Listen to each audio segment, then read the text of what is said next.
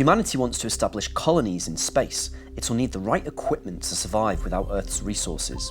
And activity in the field of space manufacturing is growing. In 2014, the first 3D printed object in space was created on the International Space Station by Silicon Valley company Made in Space.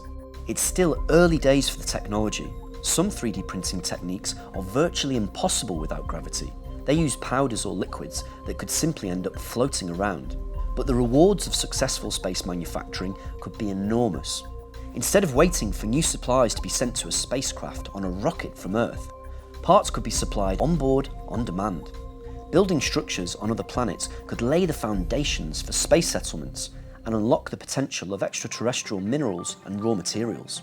Freedom from the pull of gravity is also exciting experts in medical science. US company TechShot aims to create human cardiac cells on the International Space Station by 2019.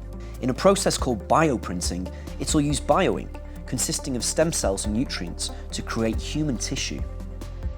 Studies show that low-gravity environments help specially programmed stem cells move towards becoming new heart tissue. On Earth, bioink would simply turn into a puddle. Telecoms could also benefit. Made in Space wants to make fibre optic cables with greater data capacity in space to eliminate tiny flaws that cause signal loss. These can occur during production on Earth because of its strong gravitational pull. The optical fibre could be the first product made at an industrial scale in space, following the recent launch of a manufacturing system on a SpaceX rocket.